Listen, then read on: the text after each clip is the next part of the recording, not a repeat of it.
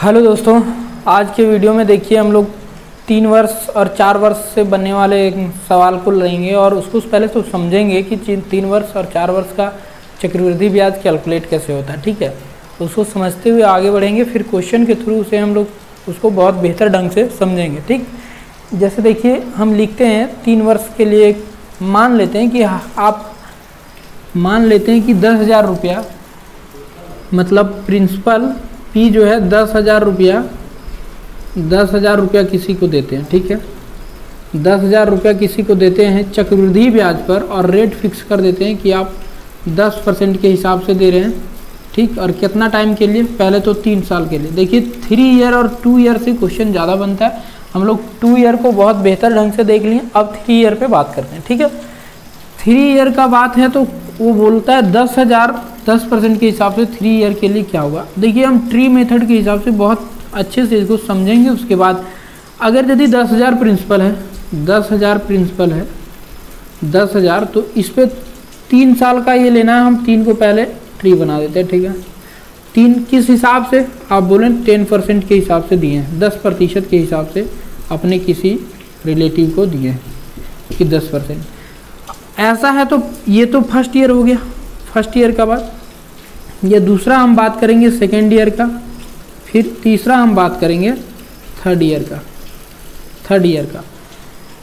अब पहला साल में वो 10% के हिसाब से अगर यदि आप देखते हैं 10,000 का 10% मतलब कितना हो जाएगा? 10,000 का 10% मतलब 1,000 रुपया वो पहला साल में आपको ब्याज के तौर पे देगा। और जैसे आप दूसरा साल आते हैं, दूसरा साल में जो आपका प्रिंसिपल है 10,000, उस पर तो आप 10% लीजिएगा ही लीजिएगा। इसका 10% मतलब वही 1,000 रुपया। और फिर आप देख रहे हैं कि जब जैसे दूसरा साल में आया मेरा ब्याज 1,000 रुपया बढ़ चुका है, इस पे भी ब्याज लगता है, इस पे मतलब इसका फिर 10% आप लीजिएगा। 10% कहने का मतलब कितना हो जाएगा?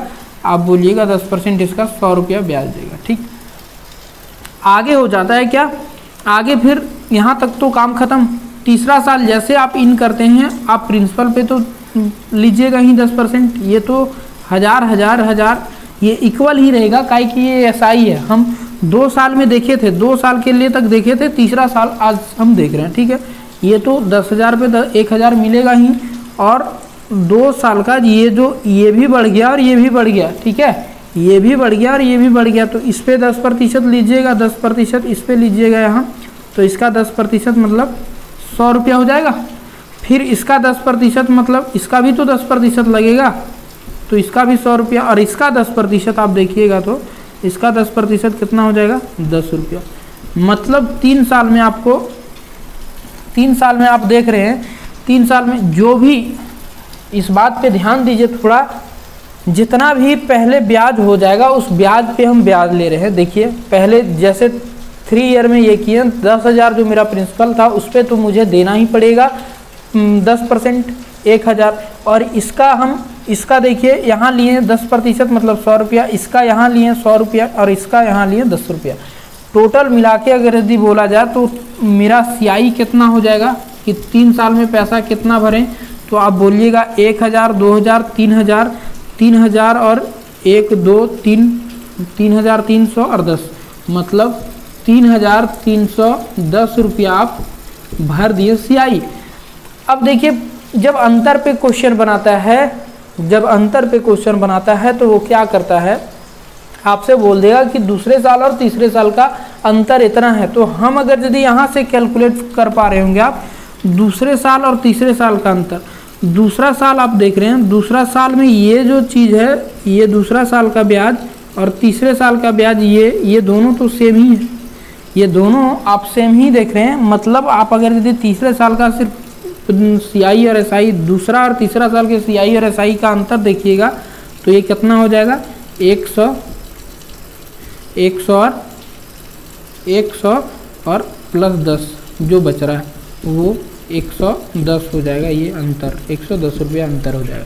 ऐसा क्वेश्चन बनाता है अंतर वाले का। ठीक है, अंतर वाले का क्वेश्चन बनाता है। अब अगर यदि ऐसा 4 वर्ष के लिए होता तो 4 वर्ष के लिए हम क्या करते? 4 वर्ष के लिए एक और लाइन खींचते और चौथे वर्ष में ये कर जाते।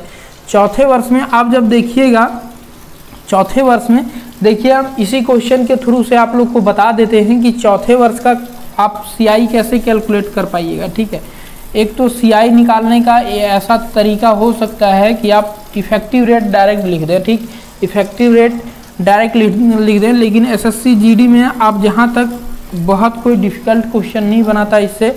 आप देखिएगा, आप जब टेस्ट और ये मतलब क्वेश्चन बैंक को यूज़ कीजिएगा तब प्रीवियस ईयर क्वेश्चन को। अब देखिए 4 ईयर के लिए हम बोल दें, चौथे साल के लिए, तो ये भी 10% के हिसाब से देगा, 10% के हिसाब से देगा। कितना?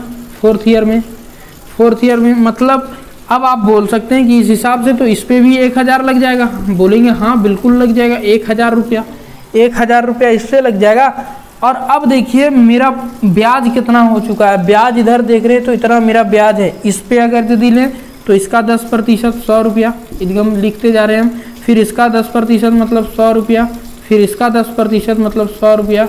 और ये देखिए 100 का ये कितना बार है, 100 का 1 2 3 मतलब 10 10 और 10, 3 टाइम 10 ले लेगा। और ये 10 का फिर 10%, 10 का 10% मतलब कितना, 1 रुपया।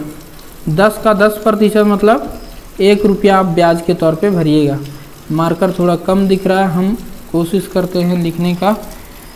10 का 10% मतलब 1 रुपया। ठीक है, इधर लिख देते हैं 1 रुपया इसका ब्याज, कहाँ 1 रुपया मिलेगा। आप देख रहे हैं बहुत ज़्यादा ये बड़ा होते जा रहा है। मैक्सिमम आपसे 4 से और कहीं कहीं 5 साल भी यूज़ करता है। वो 5 साल का तरीका कुछ अलग रहता है। हम लोग अब क्वेश्चन के थ्रू से इसको समझेंगे।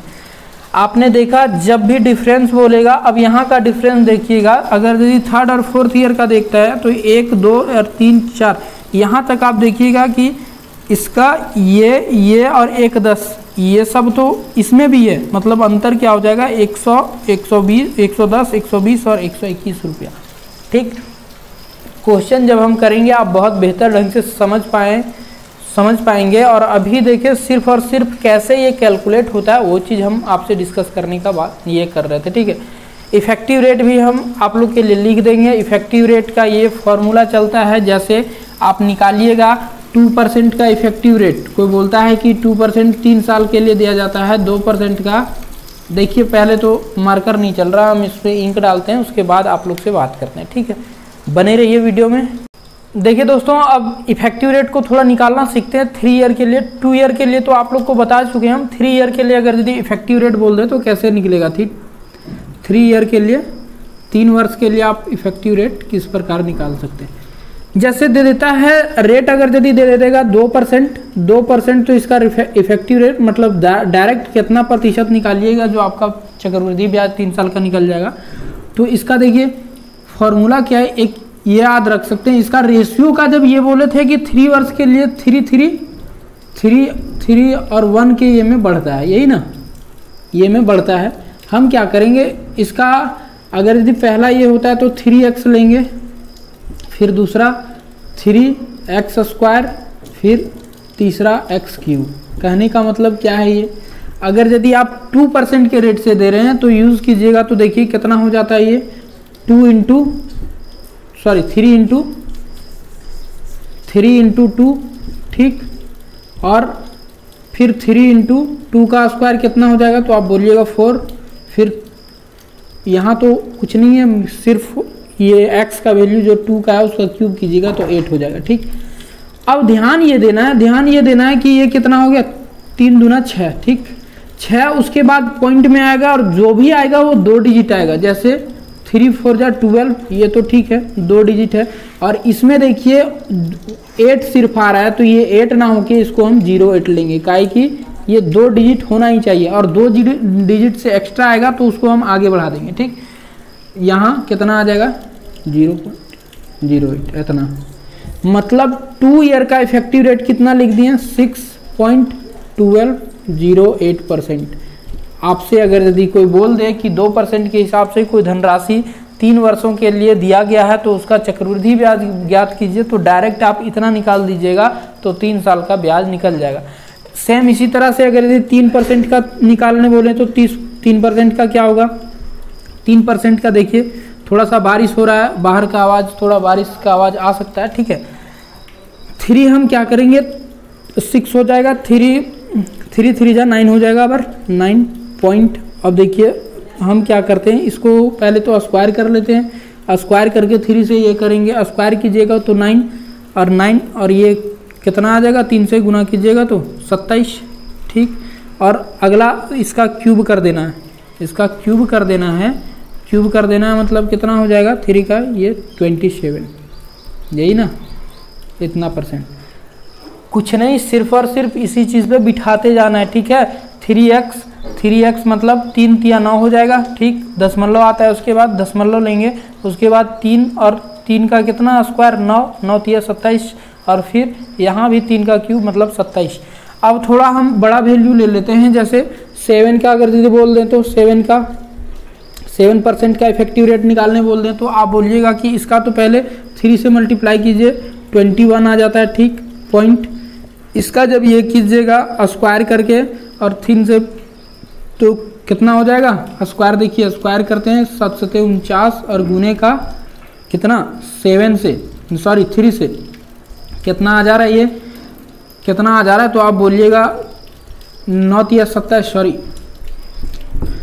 27 और 4 तिया 12 और 2 14, ठीक, 147। अब देखिए ये 3 ये बना रहा है, तो हम इसको पहले अभी लिखते हैं, यहाँ लिख देते हैं, ठीक है।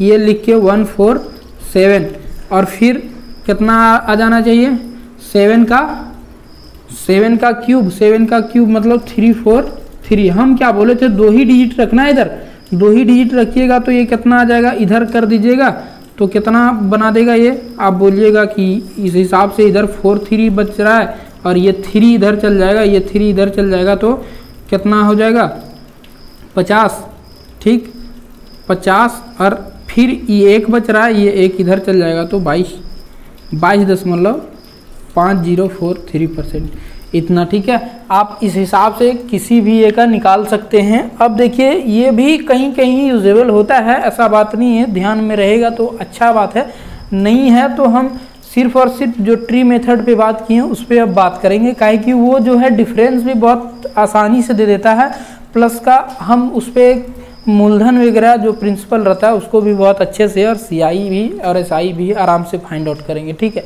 चलिए अब क्वेश्चन के थ्रू से समझते हैं, जो चीज़ छूट गया वो क्वेश्चन में आ जाएगा, आप लोग उस बात के लिए टेंशन मत लीजिए, ठीक है।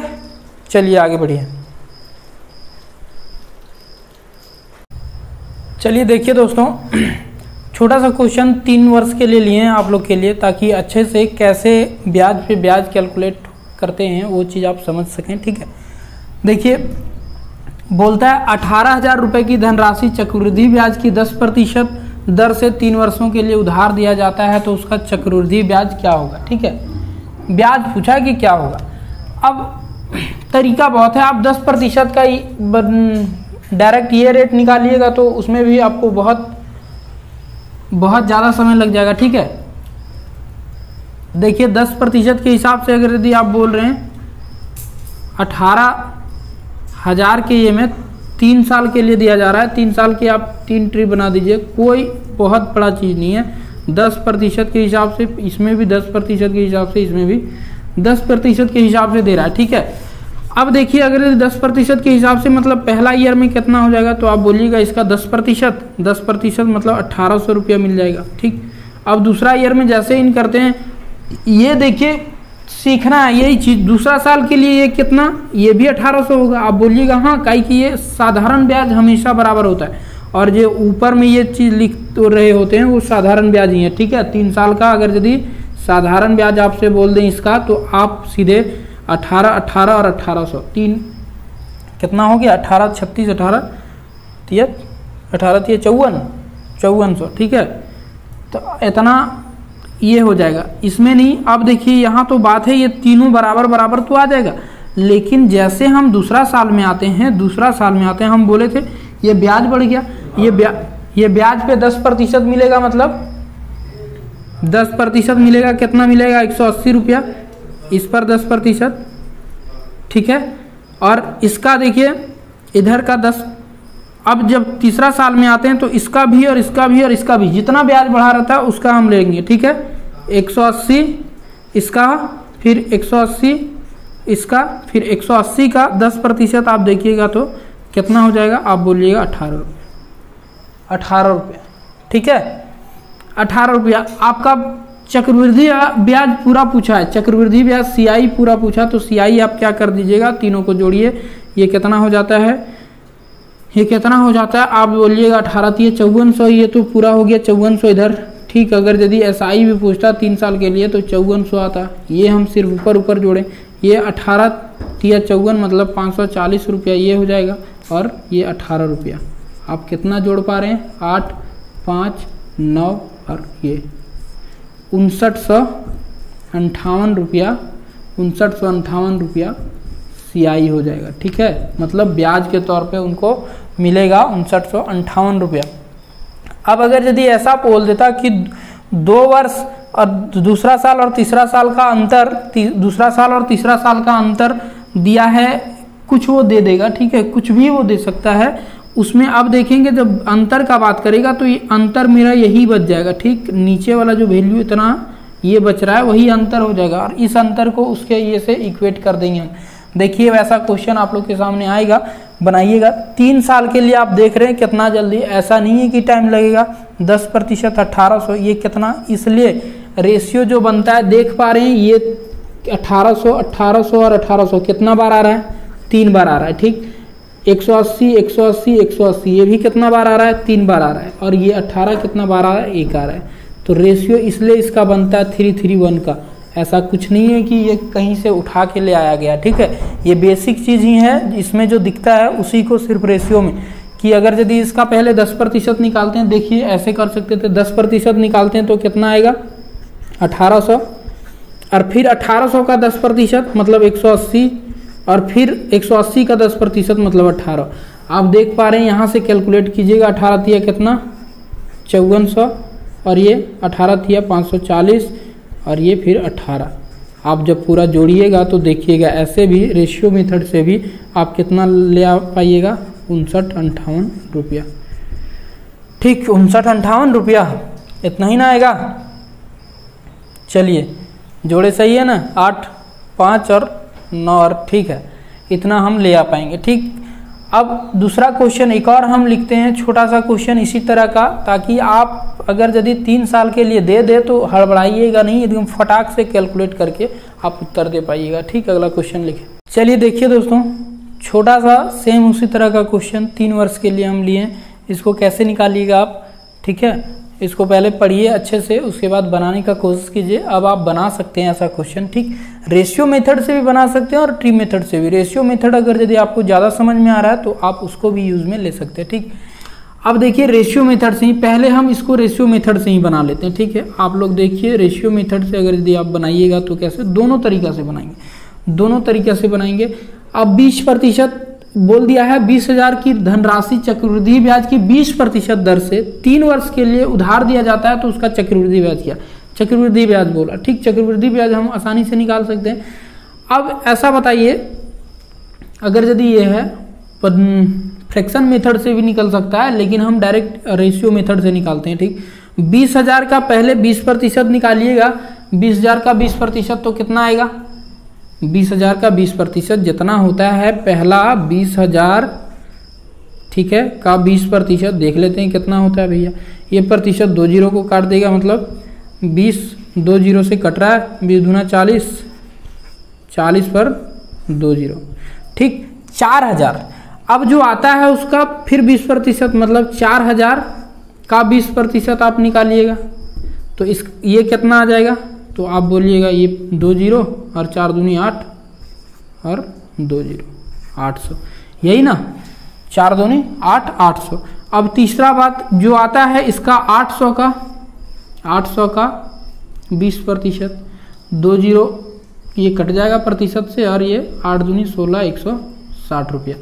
आप देखते हैं ये रेशियो में कैसे चलता है कि जो पहला आता है वो 3 बार आता है तो 3 से गुना कीजिए, दूसरा बार जो आता है वो भी 3 बार आता है, 3 से गुना किए, और ये 1 बार आता है 1 से गुना कीजिए, तो ये कितना हो गया, 4 तिया 12,000, 4 तिया 12,000, और ये 4 तिया 12,000, ये 8 तिया 2400, और ये 160 रुपया। मतलब टोटल अगर यदि आप जोड़ते हैं तो CI कितना हो जाएगा, CI बोलिएगा कि ये 12,000 और ये 2400 और 160 कितना आ जाता है, 0, 6, 5, 4 और 1, 14,560 रुपया आ जाता है 3 वर्ष के लिए 20,000 का ये कंपाउंड इंटरेस्ट। ठीक है, क्या ये रेशियो मेथड से ही बन सकता है, बोलिएगा नहीं, ऐसा नहीं है, आप इस ट्री मेथड भी यूज़ कर सकते हैं। ट्री मेथड से हम बना देते हैं, देखिए ट्री मेथड से बना देते हैं। ट्री मेथड आपको जरा सा भी ऐसा नहीं है कि ये कितना धनराशि दिया 20,000, कितना टाइम के लिए, आप बोले 3 टाइम के लिए, किस रेट से, 20%। 20% मतलब होता है 1/5। आप लोग फ्रैक्शन पहले प्रतिशत पढ़े हैं तो ये चीज़ भली भांति जानते होंगे। ठीक है, नहीं पढ़े हैं तो आप पढ़ते रहिए, पीछे जाके बिल्कुल पढ़िए स्टार्टिंग से, तभी ये चीज़ समझ में आएगा।